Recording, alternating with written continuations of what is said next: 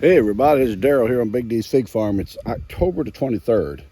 And again, we've been having pretty decent weather still, which is not out of the ordinary for us here. We're still in the 70s most days. We have had a few nights where it got down into the 40s, even one night I think we hit the 30s at night, but it's coming back up to the mid 70s most days, near 80. That's where we're running. So we got several varieties here, late ripeners, and some of these are just because of the age of my trees. A lot of my trees are, this is second year for most of them, a lot of them. And so, so anyway, this is a Peter's Honey.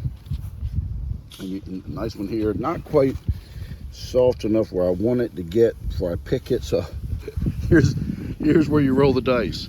So I have got some squirrels that have been competing with me for the last few ripe figs, and I mean, they're on it, buddy. I'll leave one, and the day that I'm coming to pick it, it'll go out there and the squirrel have gotten it that morning. I mean, they're better at picking the right time than I am, and they're getting them. I mean, they're between Peter's Honey, my Raven de Calce right here, which is over here, and I've got a few of them on here. I got one in the greenhouse because I just got tired of trying to fight them for it.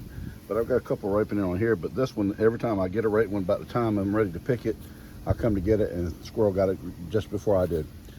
But so Peter's Honey, they're doing that. Raven de Calce, I'm having that problem. My Columbaro Nero Unknown's having that problem. They've taken a couple of my Olympians, which is that bush right there. My Chicago Hardy. They're just, and the other, I see them all the time running through my yard with figs in their mouth, the little rascals. But this here is my Colonel Littman's Black Cross. This is the second full year in ground here at the end of the season. I made the mistake the first year of topping this, cutting it to try to encourage growth. And you can see where I cut it off at right here, right there in the middle.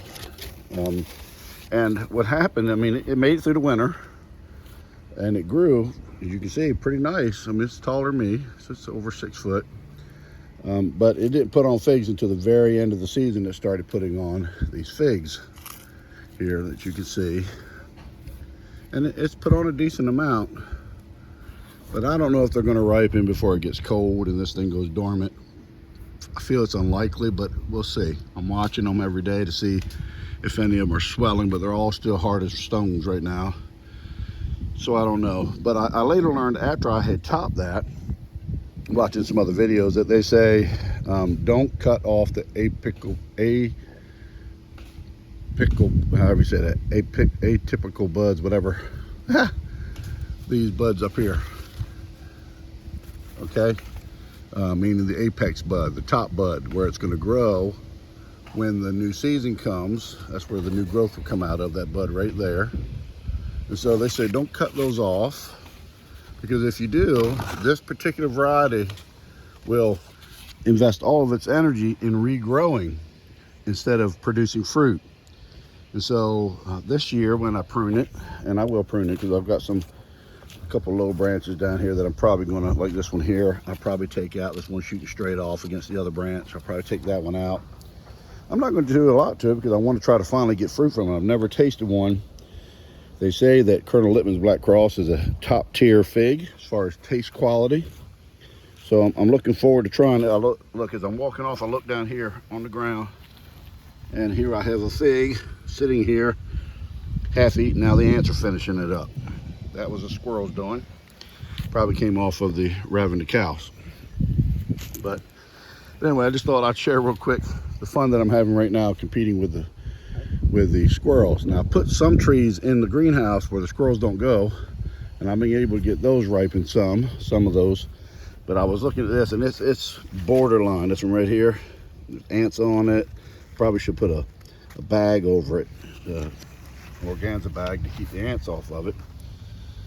But the squirrels have even taken the bags and all, but I may get a bag put on that here in a minute. But that's been the fun, trying to keep the squirrels from getting my late season ripening figs. You can see my Chicago Hardy still has lots of figs ripening on here. And thing with Chicago Hardy, Most of Mount Etna figs, probably all figs, it's probably true of all figs. It's crucial to let them get actually ripe so that the flavor is the best that you're going to get for them.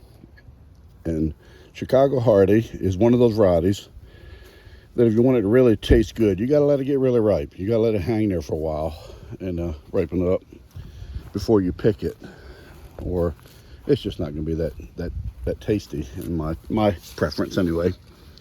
And these are Olympians here, and it's really come to life as far as ripening right now.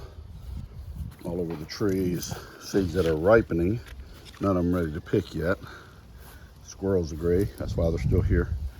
But everywhere you look on this tree, there's other figs ripening up, darkening up. So very cool. So there you go. That's where I'm at right now, here at the end of October. And we'll keep you posted on how things go.